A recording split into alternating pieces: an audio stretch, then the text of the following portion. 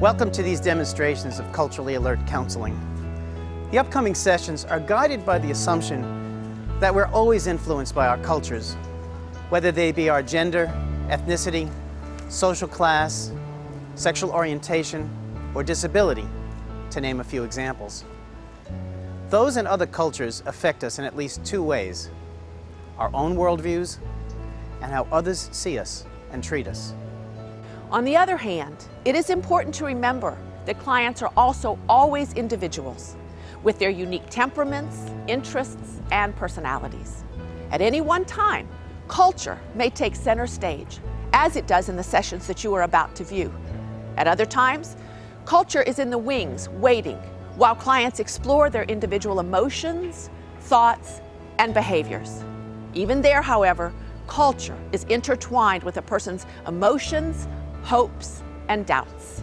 The Culturally Alert Counselor's task is twofold: to help clients know and appreciate the impact of culture in their lives, and to help them act in empowering ways by challenging unhelpful cultural assumptions and external societal biases. Counselors must be ready to welcome culture into their work and at times invite it. In the sessions that you will see here, culture is foreground as clients confront external bias, internalized cultural rules, and importantly, cultural strengths, in order to fashion the lives they might imagine with the help of their counselor. These demonstrations highlight some, but not all, ways to infuse culture into counseling. Viewers are invited to study these demonstrations and complement them with parallel readings in the book Culturally Alert Counseling in order to become more complete and ethical counselors. May you do the good work of empowering clients so they can live the lives they have imagined. We really need to remember this was an all-white organization only 10 years ago. All cultural generalizations are limited and dangerous, and yet they can be potentially helpful. In that vein, counselors of any cultural background might keep in mind 4 dimensions of African American life that might be particularly important. First, spirituality is highly important for most African Americans. Second, family is broadly defined as extended networks. Third, communication styles can be expressive and characterized by a particular vernacular. And fourth, discrimination is a continuing concern and reality for many African American people.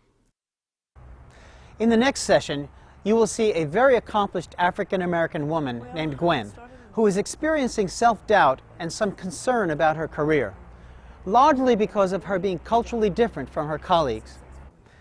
During the session, I applied behavioral and cognitive methods to increase her sense of self-efficacy, such as evoking performance accomplishments and encouraging her to meet models whose characteristics she might internalize. I make sure to regularly include the efficacy-enhancing question of, what did you do to make that successful? These cognitive and solution-focused methods seemed best suited to the work of helping a member of a non-dominant group believe in herself, while also facing institutional racism. Hello, Gwen. My name is Garrett McAuliffe, and I appreciate your coming in today. Please call me Garrett. That's okay. Okay, sure. But aren't you a doctor? Well, I have a degree, but I think of counseling as a conversation between two people. So if it's okay with you, please do call me Garrett. Okay. All right.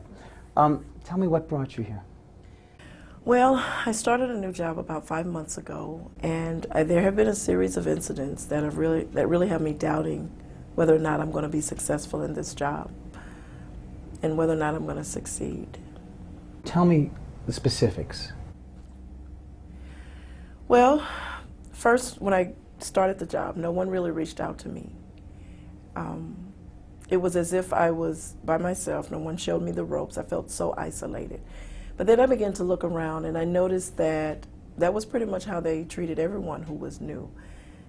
But then I noticed that people were socializing. They would have conversations in the hallway. They would go to lunch together, talk about sports. Well, they're mostly men anyway. But then they would work on projects together. And so by me being new and unsure about how this worked, I really felt like I was by myself. So I would go in my office and try and create my own project. But since I'm not really sure about the culture of the organization, what's right to do, what's not right to do, I'm just feeling uncertain. But that is very frustrating, and so I'm feeling kind of isolated. Sounds like you're disappointed in lack of support for you in this new position. In some sense, maybe you're feeling lonely. What you'd like is, I guess, some guidance or some colleagueship even. Well, yes, I need guidance, but don't get me wrong. I am a go-getter. I'm a self-starter. I have a lot of ideas. I have energy. But I guess it's pride or something. I really don't want to ask them for help. I guess I'm afraid that they're going to say people like her should be self-starters like us. And the job is just so vague. Tell me, what do you mean by people like her? You know, African Americans. This is a white man's world. It's a white man's organization. It's a white man's profession. And everything is run by them.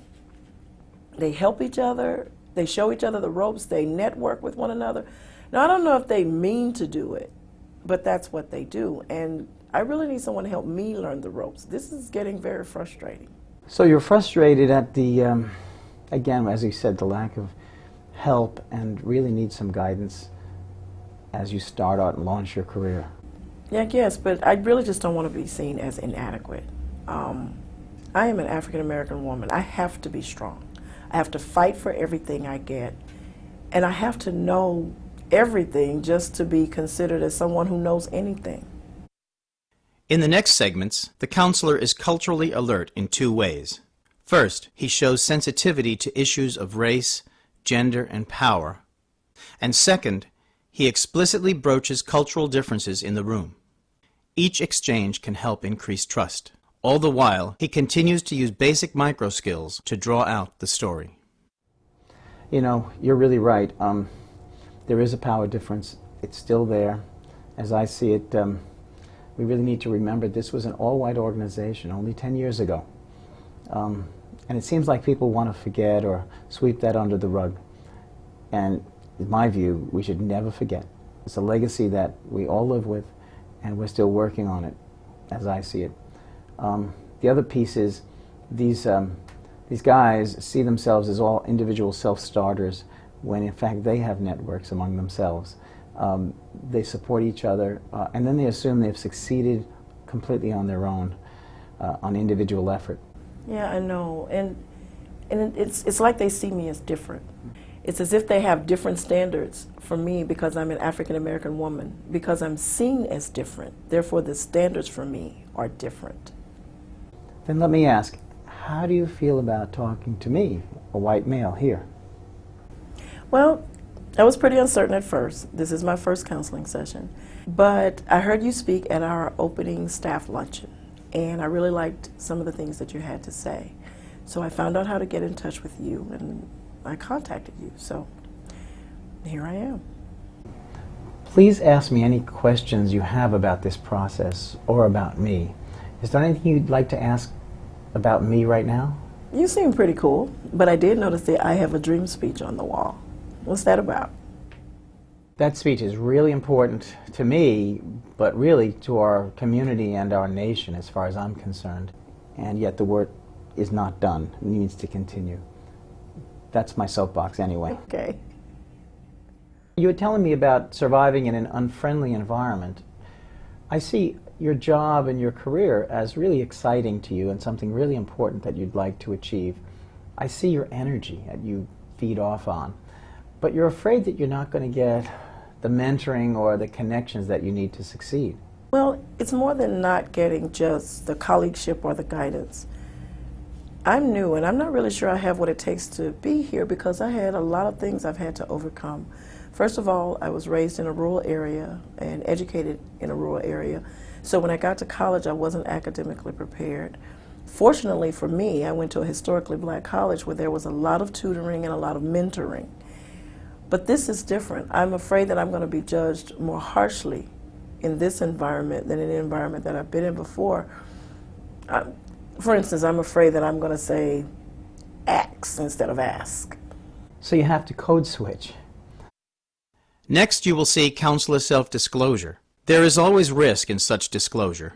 First, it draws attention away from the client. Second, it may minimize the client's experience.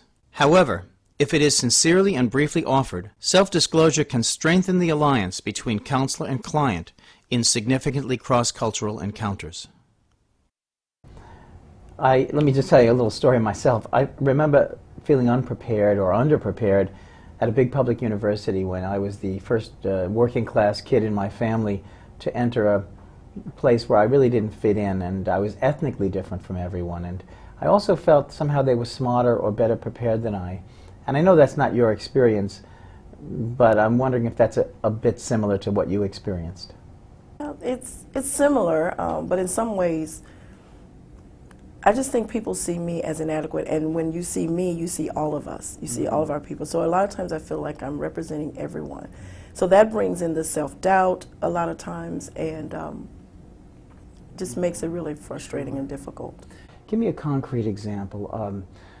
Think of a meeting with colleagues. What happens inside as you're in a meeting? What are you thinking or feeling in a recent encounter, maybe, if you can think of one? Well, for the most part in the meetings, I'm pretty quiet. I like to listen to what everyone is saying, to get a feel for the flow of the conversation and what kinds of things are okay to say in the meeting. But I'm also concerned about what I'm going to say. If what I'm going to say is going to be smart enough, will be grammatically correct in some cases. But then when I do speak, it's like, you go girl, you represent your people. And I feel like I did a really good job, but then I get quiet again, because then I have to do this all over again, and I have to go through this process before I even speak. And I'm just uncertain at times, because I'm not aware of all of the organizational culture things and all of the policies. Well, you are new, and you're learning lots of new things. You even mentioned the policies before that are brand new. There are lots of specifics to learn in the job. So that's something I think you need to be aware of. I remember my own first professional job when I was a counselor. I was supposed to be the answer person, and I wound up being the question person, asking the students themselves the answers.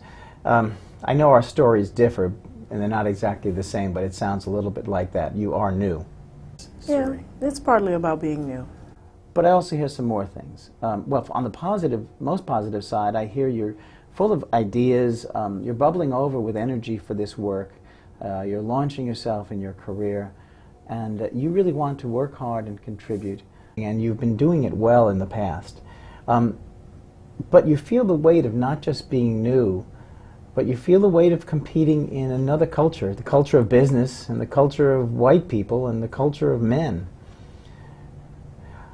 And I sense you're taking it a step further from that even. You think that maybe you're the only one who doesn't understand something being discussed or a point being made at a meeting, the only one who's confused. Yeah, well, they seem to all know everything that's going on. And on top of that, they even joke each other about their flaws and inadequacies. Like, for instance, someone will say, I'm a terrible speller. Or someone else will say, if you expect me to understand advanced statistics, you can forget about it. I'm not good at that stuff. But you let me say that. Then I become all that's wrong with affirmative action. You're putting a lot of pressure on yourself. You're expecting yourself to be all-knowing, all-certain. Yes, I am, but it's a very intense environment. And I have to have what it takes to be successful. I have to know everything, just for anyone to think that I know anything. In the upcoming segments, the counselor shifts attention to clients' strengths. He utilizes the notion of self-efficacy to help Gwen believe in her ability through her naming performance accomplishments and identifying positive models. So let's look at your past achievements. Let me ask you, tell me some of your achievements in your recent training. Well, I was named Outstanding Student in my Executive MBA program. What did you do to make that happen? Well, I'm good. I have a great attitude. I'm assertive. I know how to organize people. I'm good at statistics and data analysis. Is that enough? I'd say so. So I hear contradictions. One is you're the bright, alert, diligent professional, new professional, versus the person who's saying, I don't know enough. I must be perfect. Tell me, another time that you've experienced being new and uncertain and what you did. Well, I was the first in my family to go to college, to major in the executive MBA program. And I remember feeling really lost when I got to college, feeling like I was in the wrong place. So I joined a service sorority and became president. And as part of that sorority, we had a tutoring program where we would go into the inner city and tutor children in math. And I actually received an award for doing that work. So what does that say to you about your current situation and the way you can manage it? Well, maybe that I'm more familiar with new situations than I realize, that I can make my own way. I can initiate relationships, and maybe I can do some of that in this new job. Okay. So you've made your way in what seemed like a foreign situation before. Yeah, but now I'm competing with all these white men. I can't be like them. What's wrong with that? I guess nothing. Tell me about some of the people who are influences in your life, maybe some sheroes, if to coin a term. Some people who look like you, talk like you, are like you. See if you can think of any. Well, that part is easy. I come from a long line of strong African American women. They were leaders. Some of them were educated, some of them weren't. But they were all strong women. They could make their own way. They can deal with any situation that will come up. My grandmother, for instance, was a voting rights activist, and she was also very active in the church when the men would let her.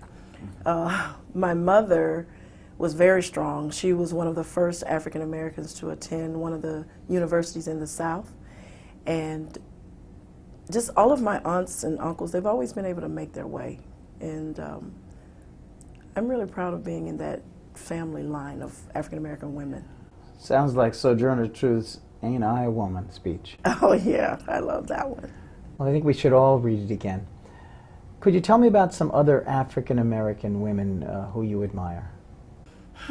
Well, I admire Oprah and Whoopi Goldberg. And I really admire these women because they are themselves no matter where they go. They don't change just because they're in a different environment. It's almost as if the environment has to accept them as they are. And they're very accomplished. They're sassy women. And they know what they want and they go after it. Sounds like parts of you. What do these women tell you about yourself? I don't really know because they're a lot more accomplished and famous than I am. Some of them are your relatives, your mother, your grandmother. Oh, yeah, especially my grandmother. I sing like her. Tell me some of the strengths you share with these women and some other strengths you have as you see it. Well, I'm a good speaker when I have confidence. I have a sixth sense about people. You know, that's very important for African Americans to have because we have to be careful with knowing who we can trust. I have a quick mind. I'm very good at marketing, recruiting, and I have great organization skills. Where do you get those strengths? Directly from my family. My father was a hard worker. He worked 2 jobs all of our lives.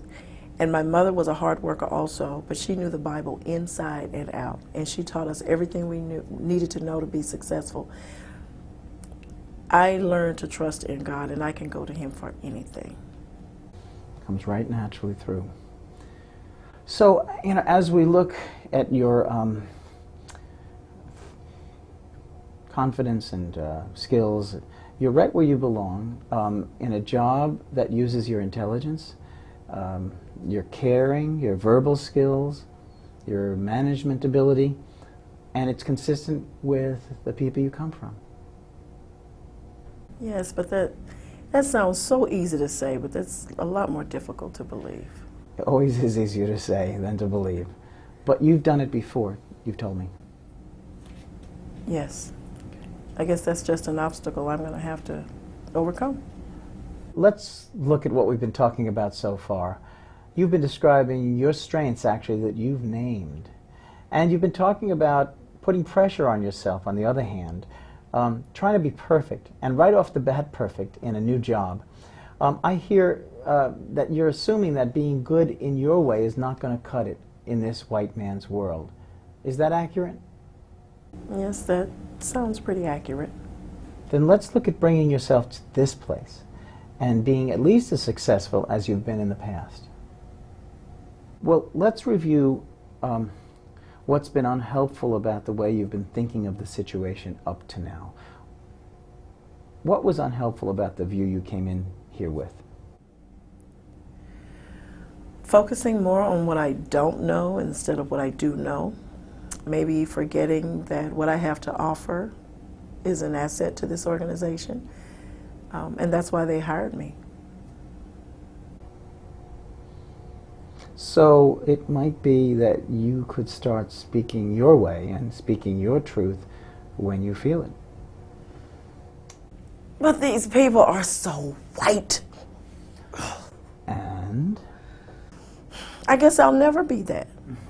And it's not that I want to be, but I can be professional my way. They are all different. Yeah. I'm different. Some are high-minded and some are down to earth. But I guess that's a part of an organization. And I can learn to find my way. Can you think of someone who's your kind of professional? Well, there's Carlene Brown. She's the vice president here in the organization. What might you do to get to know her? Maybe I can stop by and see her or ask her for an appointment. What would you like to know from her? Well, maybe I can ask her about her first 3 months on the job and get her to see if she would share some of her stories, and I could share some of my doubts. And strengths and confidence. Yes, those two. And that might reduce some of your isolation. Yes, it probably would. Let's think about your immediate colleagues. Could you do what you did when you started college? What's that? You met some people, you initiated conversations, you asked people about themselves and their work, maybe asked them for some input on your work so far. That will probably be harder. Well, you can start on your first contacts. Our time is almost up, and a few things come to mind if I could just summarize. You have two challenges, as I see it, and as we've talked about. One is individual and one is cultural. On the individual level, you have unique strengths and you have challenges. You're new to the job. You're new to the field. Your confidence gets challenged as an individual, but then you add the cultural piece, which is also a challenge because you're different from these people culturally in some ways. But you also have those strengths, and yet it's isolating. You have some ideas for change, for looking at things differently. First is meeting with Carlene Brown. And then we can talk some more later about building some of the alliances with the white men. I think it's their job to initiate contact with people who are new and or, quote, different in some way. But given that they may not, or at least yet, perhaps the ball is in your court for the moment, and I know that's a challenge. Maybe you could look around and see who's approachable among your colleagues and tell me when you come back of a candidate or candidates that you might approach. Well, I can approach my boss. Okay. He's very approachable, but he's also so busy. But then again, that's his job, to help new employees get acclimated into the company. Yeah. And out in the community, there's the Black Business Women's Luncheon, and they meet monthly, and I'm wondering if that might be something you could make some connection to. Okay, that sounds interesting. It's kind of overwhelming. We got a lot of stuff here. So maybe we'll start with Carlene, who you mentioned first, and just sort of decide that would be enough.